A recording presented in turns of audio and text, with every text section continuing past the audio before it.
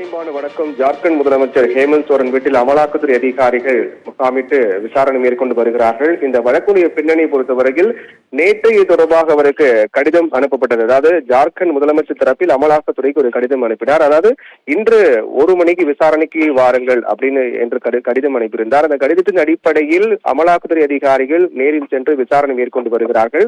அதற்கு முன்னதாகவே யார் யார் என்னென்ன அதிகாரிகள் அங்கு சென்று விசாரிக்க போகிறார்கள் என்பது தொடர்பான அறிவிப்பு அனைத்தும் அமலாக்கத்துறை தரப்பில் மாநில அரசு அதிகாரியிடம் ஒப்படைக்கப்பட்டது.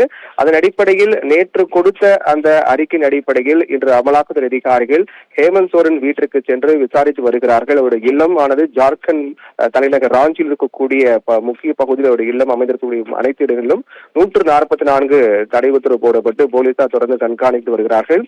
நிலக்கரி சுரங்க முறைகேடு உள்ளிட்ட பல்வேறு வழக்கு விவகாரம் தொடர்பாக இதுவரை 10 முறை ஹேமந்த் சோரனுக்கு அமலாக்கத்துறை தரப்பில் சம்மன் அனுப்பப்பட்டது. ஆனால் அந்த 10 முறை அனுப்பப்பட்ட சம்மனில் சமீபத்தில் ஒரே ஒரு சம்மனுக்கு மட்டுமே அவர் நேரில் ஆஜராகி விளக்கம் அளித்தார். அப்போது அவரிடம் அமலாக்கத்துறை தரப்பில் 7 முக்கியமான கேள்விகள் கேட்கப்பட்டன. அவர் அளித்த பதிலின் அடிப்படையில் தொடர்ந்து இது தொடர்பாக கூடுதலாக விசாரிக்க வேண்டும் என்ற எதிர்பார்ப்பின் அடிப்படையில் தான் தொடர்ந்து அதற்கு பிறகும் அவருக்கு சம்மனானது அனுப்பப்பட்டது.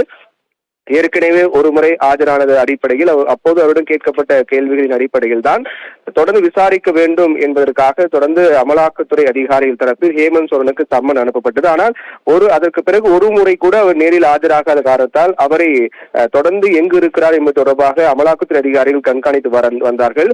அவர் டெல்லியில் இருக்கக்கூடிய அவருடைய இல்லத்தில் சென்றிருப்பதாக சொல்லப்பட்ட அடிப்படையில் நேற்று அமலாக்கத்துறை அதிகாரிகள் டெல்லி சென்றார்கள். ஆனால் அப்போது அங்கு ஹேமந்த் சோரன் இல்லாத காரணத்தால் பல மணி நேரம் அங்கு அமலாக்கத்துறை அதிகாரிகள் காத்திருந்தார்கள். அப்போதும் அவர் இல்லாத காரணத்தால் அதற்கு பிறகு திரும்பி வந்த அமலாக்கத்துறை அதிகாரிகளுக்கு ஏமாற்றம் மிஞ்சியது. அப்போது கிட்டத்தட்ட தலைமறைவாகிவிட்டார் என்றெல்லாம் பாஜக தரப்பெல்லாம் பேசப்பட்டது. அதற்கு பிறகு அவர் ராஞ்சியில் உள்ள அவருடைய இல்லத்தில் எம்எல்ஏக்கள் மற்றும் கட்சியினுடைய முக்கிய அதிகாரிகளோடு முக்கியமான ஆலோசனை மேற்கொண்டார். இந்த ஆலோசனையின் போது ஹேமந்த் சோரனுடைய மனைவி கல்பனாவுடன் இருந்தார். அப்போது ஒருவேளை அமலாக்கத்துறை அதிகாரிகளால் தான் கைது செய்யப்பட்டால் அடுத்த கட்டமாக கட்சி எடுக்கக்கூடிய நடவடிக்கைகள் என்ன என்பது தொடர்பாக ஒரு முக்கிய ஆலோசனை கூட்டமாக நேற்றைய அந்த ஆலோசனை கூட்டம் நடைபெற்றது. தலைமறைவாகிவிட்டார் என்று சொல்லப்பட்ட ஹேமந்த் சோரன் நேற்றைய அவருடைய இல்லத்திலும் முக்கியமான ஆலோசனை மேற்கொண்டார்.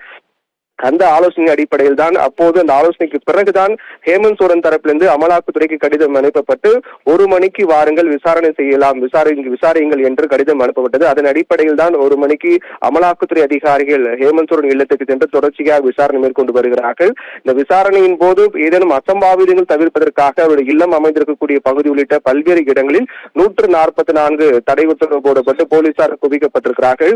இந்த விசாரணைக்கு பிறகு அவர் கைது செய்யப்படலாம் என்று கூட தகவல்கள் வெளியாக இருக்கிறது. அது விசாரணை முடிவில் தான் நமக்கு தெரிய வரும். ஒருவேளை அவர் கைது செய்யப்பட்டால் அடுத்த கட்டமாக இருக்கக்கூடிய நடவடிக்கை என்ன என்பது தொடர்பாக நேற்றைய ஆலோசனை கூட்டத்தில் இது தொடர்பாக விரிவாக பேசப்பட்டது. அதன் அடிப்படையில் ஒருவேளை அமலாக்கத்துறை அதிகாரிகள் விசாரணைக்கு பிறகு ஹேமந்த் சோரன் கைது செய்யப்பட்டால் அடுத்த கட்டமாக ஒரு மிகப்பெரிய அரசியல் பரபரப்பு ஜார்க்கண்டில் காணப்படும் என்பதில் எந்தவித மாற்று கருத்தும் இல்லை. தற்போது 2வது முறையாக ஏற்கனவே ஒரு முறை ஹேமந்த் சோரனும் அமலாக்கத்துறை அதிகாரி விசாரணை மேற்கொண்டார்கள். அப்போது 7 கேள்விகள் கேட்கப்பட்டது. அதன் அடிப்படையில் தற்போது 2வது முறையாக பலமுறை சம்மன் அனுப்பி ஆஜராகாத காரணத்தால் 2வது முறையாக ஹேமந்த் சோரனும் அமலாக்கத்துறை அதிகாரிகள் விசாரித்து வருகிறார்கள். பானு.